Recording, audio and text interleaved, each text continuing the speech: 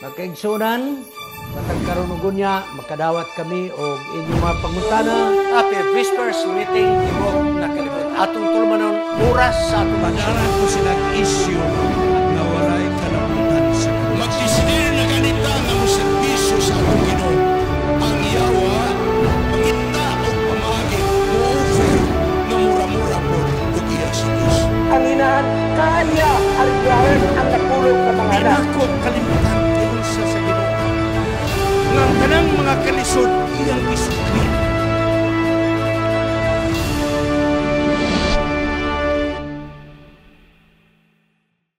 Mga kaigsunan, dugay nung ko nag-post sa atong project para karon nga tuig. Kaya nga atong Isanis Media Ministry dili kumpleto kung wala kitay welfare ministry. So gusto na ko utloon pagbalik ang sinulat ni Ellen G. White, Minister of Healing, page 143. Christ's method alone will give true success in reaching people. The Savior mingled with men as one who desired for the road. Dini mga kaigsunan, unsa man ang method ni Ginoo. Nagpakita siya og simpatiya ngadto kanila. Nag-alagad sa ilang mga panginahanglan ug gidaog niya ang ilang pagsalig. Unya, gitawag sila sumunod kamo kanako. Ellen G. White, Minister of Healing, page 143. Nag-alagad pag-una si Ginoo sa kaayuhan sa mga tao. Ministry, welfare ministry ang iyang giuna. Pagkahuman nga iyang nakatabang na sa mga tao, una pa siya nagingon, sumunod ka mo ka na. So na akong balikon, ang Isanis Media Ministry, dili kumpleto kung walay welfare ministry. Mga duna kitay nakaplagan, dili member ni sa atong iglesia, tigpaminaw lang sa atong programa. Di gani permanente, kawalay load ang ilang cellphone. Mao ang among nakaplagan, batan ang magtiayo. Batan mo magtiayo mga kaigsunan. Tanawon ninyo ang balay. Gitabilan na lang o panapton aron nigulan dili mo tuhok ngadto sa ilalom sa ilang balay. Kinigsun mo ni ang kahimtan sa ilang balay. Tanawig son ang ilang balay. Makaluluoy. Mga batanon pa kini sila nga magtiayon mga kaigsunan. So ako lang gitaptapan ang ilang madagway. Duha ang ilang anak. Muni ang balay igsoon. Pwede ba mangayo ko ninyo tabang? Na anak kita'y napundong jutay. Apan di pag-ibig. Mubalik ako paghangyo kanina. Ablihi ang inyong mga kasing-kasing. Kay ang pagwali sa may bilita dili kumpleto hangtod walay atong pagtabang sa mga material na paginahanglan sa tao. Manghinaot ako nga kining hulagway nga akong ipakita kaninyo. Mutuhop sa inyong mga kasing-kasing. Ipadagaya ang inyong matabang. Ipadalangan niya sa atong studio. GCash, bank account o guban pa. Ang Diyos, magapalayan ka na itong tanan, magampo ako alam kanina. O Diyos, mutuhop sa kasing-kasing sa matagusan nga nagapaminaw. Nga matabangan na mo, kining imong mga anak nga nakabsan sa maayo nga pagpanginabuhi. Nga unta pinaagi sa ministry, sa media ministry, makatukod kami balay. Ni ining maong magtiayon ng mga batanon. Pinaagi sa mga tabang sa imong mga tigpaminaw. Kining tanan among pagadawaton sa ngalan ni Jesus manluluwas. Happy Sabbath sa tibok kalibutan. Ang atong Isanis Media Ministry Cagayan City makikaubang kaninyo ng pipila ka mga gutlo alang sa atong divine service. Sa pagsugod, magampo kita. Gamahanan nga Diyos, salamat sa kaalam imong gihatag kanamo. Ug salamat sa mga manalagna nga nagbilin og mga sinulat. Aron among matun-an o kami makapagandam sa umabot ng mga panghitabo. Salamat usab kang Giunisos nga nanaog gikan sa kalangitan, mianhi sa kalibutan ug didto sa Kalbaryo sa krus. Iyang gitubos ang among mga sala. O balang Espiritu, ikaw mukunsad sa tibok naong sayuta sa imong mga anak karon nga nagapaminaw sa imong mga pulong. Aron amo masabtan ang tinaw gayon nga mensahe gikan sa balaang kasulatan. Kining tanan among pagkadawaton sa ngalan ni Jesus manluluwas. Amen. Sa di pa tamo adto sa unahan mga kaigsunan, mo follow up lang yun ko sa atong gipamarayag ninyo. Manginaot ko na matandog inyong kasing-kasing kay magsugod na ta pagtukod og balay ni atong tabanganan nga magtiayon. Apan kulang pagyud, napagyud kulang nga kantidad sa among estimate o sa among budget. Please, naghangyo ko kaninyo. Maginagmay og managko.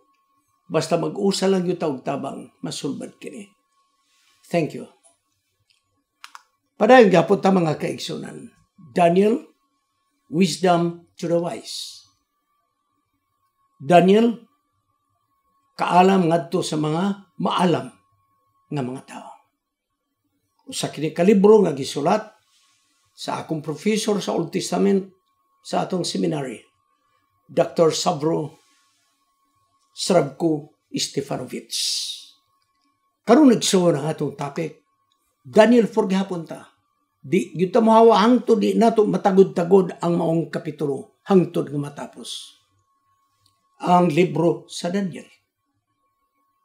Daniel 4, Nebuchadnezzar restored. Mga kaigsunan, may maayong balita. Napabalik si Hari Nebuchadnezzar. Ang teksto atong makita, Daniel 4:34, unang bahin. Og sa katapusan sa mga adlaw, ako si Nebuchadnezzar. Gihat na ko akong mga mata ngadto sa mga langit. Og ang akong pangisip mibalik nganhi kanako. Og ako gipanalanginan sa labing halangdong uyamot. Og nagdaig og nagpasidungog kaniya nga mabuhi sa walay katapusan. Padayon, og ang iyang pagbuot walay katapusan. Og ang iyang ginharian magapabilin sa kaliwatan ngadto sa kaliwatan. Kita mo na igsoon, tapos sa malisod niya nga kahimtang na nagkinabuhi siya nga daw mananap, karon igsoon ibalik na ang iyang maayong pangisip og nagdaig siya sa atong Dios. Tapos sa 7 ka mga tuig, ang hari nga si Nebuchadnezzar nga nakaagi sa kinabuhi nga sama sa mananap. Karon igsoon, nakaamgo na gyud siya sa pagpaubos sa iyang kagalingon. Ang leksyon nga iyang nakuha sa pagpaubos sa iyang kagalingon, iyang nakatunan sa lisod nga pamagi. Natay kinutlo. Usahay ang pinakaimportante nga leksyon sa atong kinabuhi, mao ang dapit sa katapusan nga atong nakatunan sa malisod nga paagi. O igsoon, sa malisod nga pamagi. Sunod, nagingon din ang usa ka magsulat. Usahay ang katarungan nga kita makakaton sa mga leksyon sa malisod nga pamagi tungod kay wala kita makakaton sa unang leksyon nga di pa kayo lisod. O segson, kung naay mga leksyon nga medyo masayon, apan waag yun ta makakaton ini nga leksyon, mao hinungdan nga maabot ang malisod nga kahimtang og una kita magkakaton og leksyon sa malisod na kapaagi. Ang dagan sa kinabuhi ni Hari Nebuchadnezzar mao kini. Sa Daniel chapter 2, kumbertido siya. Nga walalaing Diyos nga nagpadayag sa mga tagna, ang Diyos ra gyud sa mga Hebreano. Chapter 3, nikunod ang iyang pagtuo. Nagpatukod siya sa usa ka larawan nga bulawan og iyang gipaampuan sa mga tao. Mao na mga kaigsunan. Nibaba ang iyang pagtuo. Sa diha nga tulo ka mga Hebreano nga wa gyud muhapa at ubangan sa larawan. Gisugba sa hudno sa kalayo silang tulo. O pagtanaw na ni Nebuchadnezzar na himong upat. O ang ikaupat daw sama sa dagway sa Diyos. Diha siya mga kaigso nag-ingon nga kung kinsay magpasipala sa Diyos ni Shadrach, Meshach ug Abednego, iyang tagud-taguron ug ilabay sa mga labayanan sa mga mahugaw. Grabe nga conversion action. Pagpagabot sa chapter 4, sana na siya sa iyang pagkabantugan ug kusgan. Miabot ang garbo. Ug unya gilamoy siya sa iyang garbo, mga kaigsunan. Mao ni ang atong natun-an sa kinabuhi ni Nebukadnezar. Apagkaron igsoon, napabalik si Nebukadnezar. Balik ta sa atong text. Og sa katapusan sa mga adlaw ako si Nebukadnezar, mihat sa akong mga mata ngadto sa langit. Og nabalik kanako ang maayong panimuot. Og ako na panalanginan sa labing halandong uyamot. Nagdahig ako, nagpasilungog ako.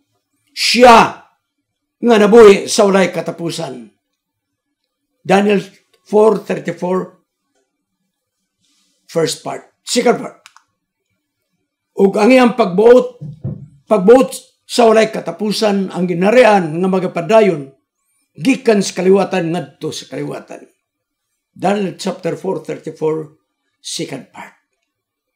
Napabalik igsoon. Nagdahig na siya sa Diyos. Naulian na sa siyang panimuot. Kiniganahan ko ani nga pagkasulti. I lifted my eyes to heaven and my reason returned to me. So, ang paghangad nato sa langit mao'y makapauli sa atong nawala na pag-alagad. I lifted my eyes to heaven and my reason returned to me. Kinigson nga sinutihan, nga akong gihat akong mga mata og may balik kanako ang mayong panimuot. Adunay panagkasama-sama ni atong sambingay ni Hesus sa Lucas 15 sa anak nga mausikon atong tanawon. Ang anak nga mausikon. O karon nagkutoy na ang iyang tiyan. Nikaon na siya sa mga bunot sa pagkaon sa baboy. Kaya wala tao nga naghatag kaniya. Muna ang iyang kaimtang. Tuwa na kaubanan sa baboy. O ang iyang gikaon, dili pagkaon sa baboy, bunot sa pagkaon sa baboy, husk that the swine did eat. Kinigson. Og sa naulian na siya sa iyang kaugalingon.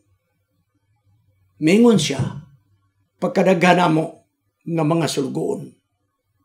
Daghag pagkaon sa mga sulugoon. Samtang ako din mamatay sa kagutom. Og sa naulan na siya. O sa gingon ni Daniel, og akong gihat akong mata sa langit. O gibalik niya ang akong maayong pangisip. Si Hari Nebukadnezar, sa diya nga nadaot ang iyang pag-isip tungod sa garbo. Misalo kauban sa mga baka.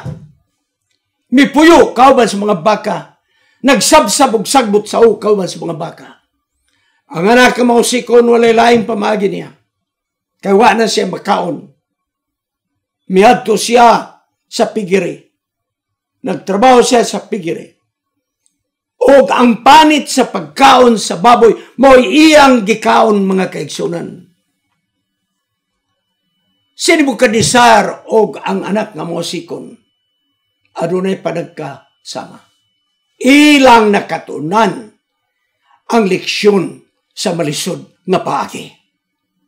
Si Nebukadnezar, iyang nakatunan ang leksyon diha taliwala sa mga baka. Ang anak nga mausikon, diya siya nakakaton og leksyon sa taliwala sa mga baboy. Silang duha igsoon, nakakaton og leksyon sa lisod na pamagi. Ang Daniel chapter 4, giablihan sa mga teksto sa pagdaig sa hari. O gitapos ang Daniel chapter 4 sa pagdaig usab sa mong Diyos. Ang katapusan sa Daniel 4, iya kining gisugdan sa alawiton sa pagdaig ngadto sa Dios. Ano yan? Hari Nebukadnesar, ngadtos na mga katawhan, mga kanasuran, o mga sinultian, nga nagpuyo sa yuta. Kalinaw mo dagaya diha kaninyo, Daniel 4:1. Mao nang opening, di ba? Verse 2. Og maayo kini nga mga ilhanan, gikan sa landong uyamot, nga hitabo nganhi kanako. Verse 3. Unsa ka mga dagkong mga ilhanan, nga ngiyang ginharian walay katapusan. Ang iyang paghari magapabilin sa kaliwatan ngadto sa kaliwatan. Mao ni ang introduction sa Daniel chapter 1. Wala pa madaot ang utok ni Daniel. Pagadto na to igsoon, na nadaot na ang pangutok ni Daniel, nahimo na siyang samas mananap. Ang Daniel chapter 4 gitapos sama sa opening sa Daniel chapter 1. Nagiwan din og sa katapusan sa mga adlaw ako si Nebukadnesar. Gihatda ko ako mga mata ngadto sa langit. Og ang mayong pag-isip may balik kanako. Gipanaling ako sa labing halandong yamot. Ako nagdaig pasinugog kaniya. Buhi sa walay katapusan. Padayon. Versikulo 36. Muna ni ang pag-restore kang Nebukadnesar. Ang ako mga magtatambag, ang ako mga cabinet members, nangita kanako. Og ilang gipabalik pag-establisar ang ginharian. Ngahilabihan kanako. Karon ako si Nebukadnesar nagdaig, nagtuboy, nagpasidungog sa hari sa langit. Kay ang iyang mga binuhatan pulos matarong, o kay iyang mga dalan pulos maayo. Og sila nga nagalakaw sa garbo, sila pagapaubson. What a lesson, mga guys. What a lesson. Sila nga naglakaw sa garbo, siya ang Diyos makahimo sa pagpaubos kaniya. Grabe sa nga confession. Tanaw Rexon, siya nga nagalakaw sa garbo, ang Diyos makahimo sa pagpaubos kaniya. Kiniigsoon mo ang kinatibukan nga sugilanon. Nga natabo sa Daniel chapter 4. Mao kini ang moralism sa Daniel chapter 4. Nga siya nga nagalakaw sa garbo, ang Diyos magapaubos kaniya. That's the moralism of Daniel chapter 4. Kini nga sinuntian mga kaigsunan ni Nebukadnesar. Dili ni theoretical, but it is experiential. Kay siya mismo mo'y naka-experiensya gayud, mga kaigsunan. Nagpasabot lamang nga bisag kinsa nga garboso kayo, makasinati da sa Dios nga siya pagapaubson, mga kaigsunan. Maunta niya ang atong leksyon nga makuha. Usarang kamayo ang hitabo nga sa panahon nga wala sa mayong parimot si Nebukadnesar sulod sa 7 ka tuig, wala agyoy na ngako sa pagkuha sa iyang trono. Talagsaon ka na, mga kaigsunan, talagsaon. Unsa ka ang katarungan? Nganong ang trono gireserba pa mangyud niya? 7 ka tuig. Wala siya makalingkod sa trono. Apan way nang hilabot sa trono. Tanawa, Daniel 4:36. Ang himaya sa akong ginharian, ang akong pagkarianon, mibalik nga ni kanako. Kaya nga ako magtatambag o akong mga cabinet members nangita kanako. O ako gipabalik pagpabarog sa akong ginharian, nga maulang gihapon ang iyang kaligon. Gireserba igsoon, 7 ka tuig way naglingkod. Gireserba. Kay ang iyang mga counselors o ang iyang mga cabinet members nangita kaniya. girestore mga kaigsunan si Nebuchadnezzar. Ang akong pagutana, ngano man nga panahon, nga wala sa mayong panimuot si Nebuchadnezzar kauban sa mga mananap, ngano magyunangahas sa pagkuha din. Igsoon, aniya, nakalot kini nga karaan nga mga sinulat sa Babylonia. Nga doon ay pagtuo ang mga taga-Babylonia. Nga kung ang tao giposes sa daotang espiritu o kung kining daotan nga espiritu, kung imong pasakitan kining mong tao nga naposes sa balang espiritu, daotang espiritu, ang daotang espiritu mubalhin ngadto sa nagpasipala sa maong natakbuyan sa espiritu. Buti pasabot. Si Nebuchadnezzar ilang gituhan. Nga daotang espiritu mo nagposes kaniya. Gusto na sila'y pagtuo nga kung imong i-overthrow ang mga dadaotan o pangisip, kadtong yawa nga na kang Nebuchadnezzar mubalhin kung kinsa ang mulingkod sa trono. Mo nang way ni hikap sa trono. Talag sa ang ganaigsoon, kung dili tungod sa archaeology di nato masabtan, nganong wag yun ang ahas sa paglingkod sa trono. Nahadlok sila. Kay kung sila mulingkod sa trono, imong napasikitan si Nebuchadnezzar o ang daotang espiritu mutakboy diha sa mikuha sa mong trono.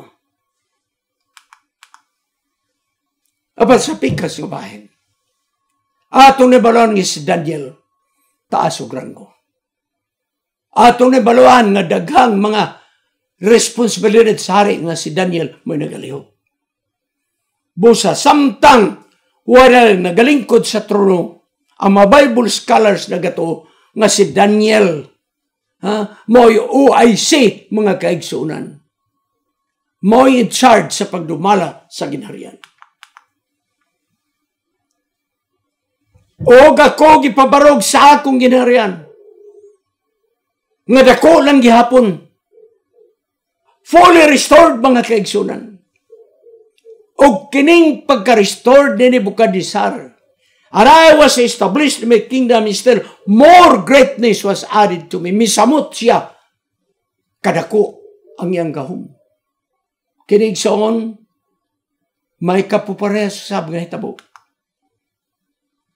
Kini nga deklarasyon nga siya, gibalik ang ginarang kaniya o niya, mitubo pagayod sa mas kahimtang ni Job, mga kaigsunan. Tanaw na to. Ari kang Job. Tapos sigson nga si Job na kaagi o marisod nga kahimtang. Mga kabataan nangamatay. Balay nasunog. Mga mananap gikawat. Si Job natakbuyan og sakit. Apat tapos nini Job 42:10. Og ang Ginoo nag-restore sa bahandi ngadto kang Job. Og ang iyang mga higala nag-ampo kaniya. Og ang Ginoo naghatag kang Job doble sa iyang nadawat kaniadto. Og ang Ginoo nagapanalangin sa katapusan nga panahon ni Job, labaw pa nga panalangin sa sinugdanan. Kay karon, adunay 14,000 ka mga karnero, 6,000 ka mga kamel, o sa 1,000 ka mga igdadaro nga baka, o sa 1,000 ka mga bay nga mga dangki. Igsoon, si Nebuchadnezzar, midako ang iyang ginharian. Nabalik ang gawang ngadto kaniya, si Job igsoon, na-restore sab ang iyang kabtangan. Nangamatay man tong iyang mga anak, Job 42:13. O karon, adunay iyang 7 ka mga anak nga lalaki o 3 ka mga anak nga mga babae. Versikulo 15. It's very, very striking. O sa tibok nga yuta, walay mga kababayanan nga mulabaw katahom sa mga anak ni Job. Restoring son ang kaptangan ni Job. Restored ang ginarian ni Nebuchadnezzar. Misamot kadako ang iyang gahom mga kaigsunan. So karon subayo na to ang espiritual nga kaagi ni Daniel. Ni Nebuchadnezzar. Sa Daniel 2:47, Daniel, wala lang Diyos. Ang imong Diyos mo'y tinod nga naghatag og kahulugan sa akong damgo. Panigsoon, pag-abot sa Daniel 3:7, nagpatindog siya og larawan. Misalom ang iyang pag-alagad. Paampuan ang larawan. Kay dili mo ampo, isugnod sa udno nga kalayo. Apan sa diya mga kaigsunan, sa Daniel 3:29, si Shadrach, Meshach, Abednego, gisugbas kalayo, og nakita ni Nebuchadnezzar nga dunay ikaupat nga kauban nila, og ang ikaupat daw sama sa dagway sa anak sa Dios. Wala sila masunog. Og unya si Nebuchadnezzar was reconverted. Ako magasugos sa bukinharian kung kaysa'y magpasipala sa Diyos ni Shadrach, Meshach, ug Abednego, akong tagod-taguron. Gubo ng iyang balay, isalibay sila ngadto sa garbage. Panigsoon, wala magpabilin ang iyang conversion. May salom na usab. May baba na po. Tanaw-tanaw niya sa palasyo mga kaigsunan. Hilabang katahom ang mga syudad. At the time na ginoon history, wala laing matahom na syudad ang Babylonia. Miingon dayon siya, di ba ako mo'y nagtukod ni ining mga syudad? Di ba ako nagtukod ng palasyo, hanging garden? Ni Saloming iyang pag-alagad igsoon. Tungod sa unsa? Tungod sa garbo ni Salom. Dito siya nagkariboy kauban sa mga baka. Dahil mga kaigsunan, nisaka na po. Tapos sa 7 ka mga tuig, miyata ko sa akong mga mata, ug ako nagadaig sa Diyos. Kay salamang mo Diyos sa kaliwatan, ang iyang ginaraan magalungtad hangtod sa kangturan. O, bisag kinsa nga magkinabuhi sa garbo, ang Diyos magapaubos kaniya. What a conversion mga. So tanaway son. Ang pagtuo sa hari, up and down mga kaigsoon. Up, down, up, down. Apan ng kamayo, ang katapusan, tuwa na siya sa pagbakod sa pag-alakad. Fully restored siya. Atong subadahon na ang Daniel 4. Si Ellen White nagingon, ngang kaugmaon ni Nebuchadnezzar ato masabtan nga kini nagrepresentar sa katapusan nga magunob ang gahom sa kalibutan nga musupak sa Dios. Sumada kini sa sinulat ni Ellen White.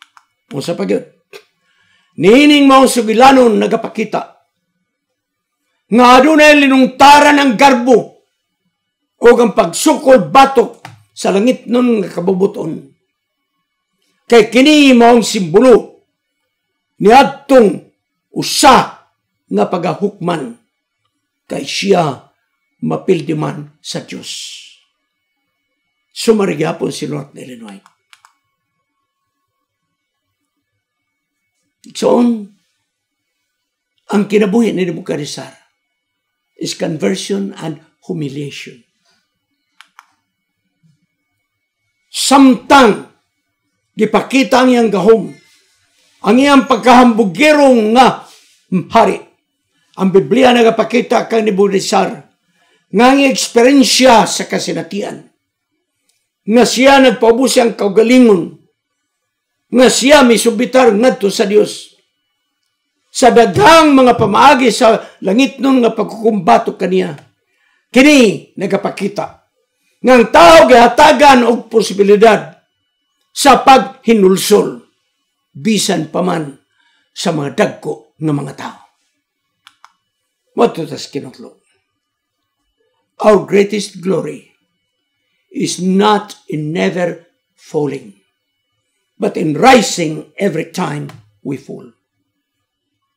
Sinulti ang ginino Confucius.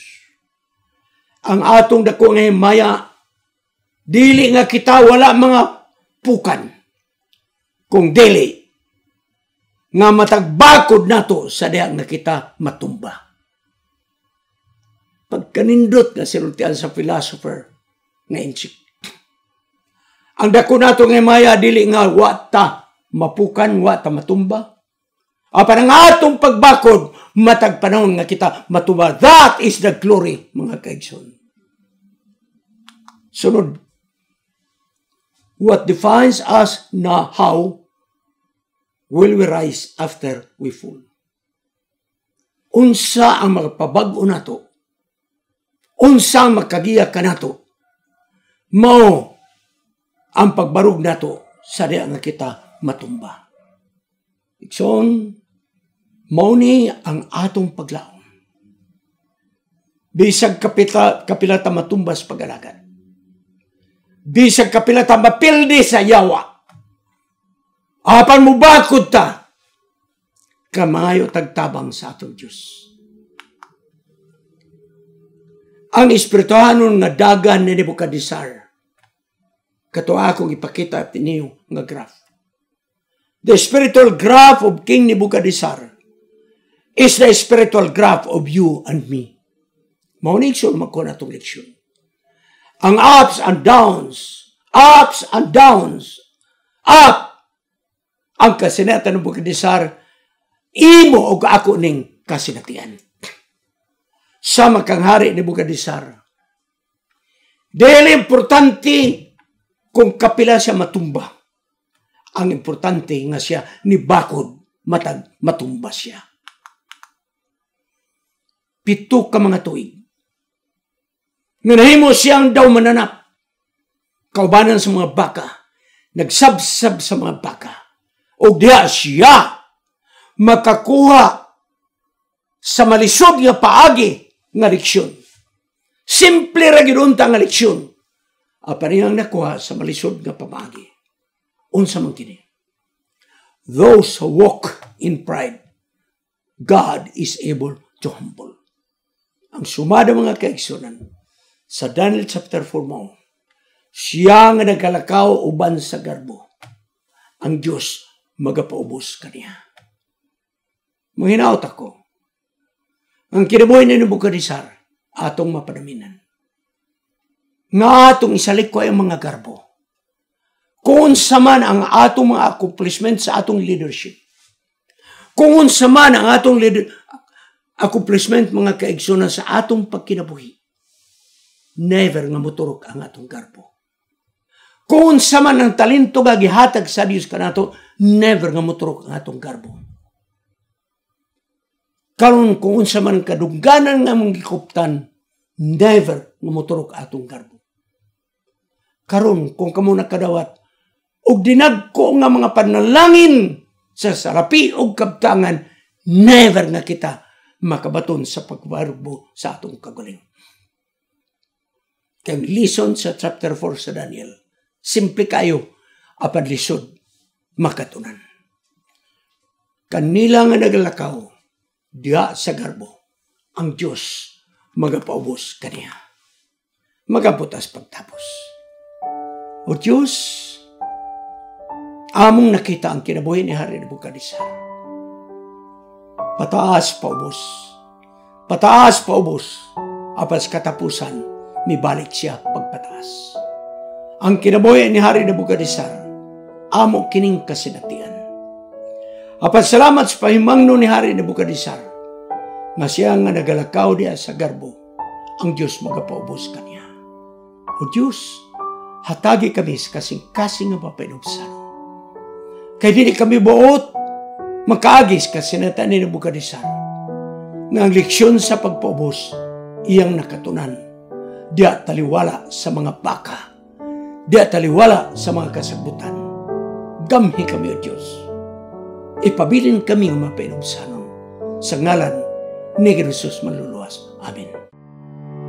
Kining inyong higala, si Pastor Wendell Mungaya Serrano, nga inyong igsoon usab, magkapadasig sa matag sa kaninyo sa pag-like, pag-share, labaw sa tanan, sa pag-subscribe sa atong YouTube channel ng pangalan Wendell Mungaya Serrano, ug ayaw kalimot sa pag-click sa notification bell hangtod sa sunod nga higayon magkita na usab kita.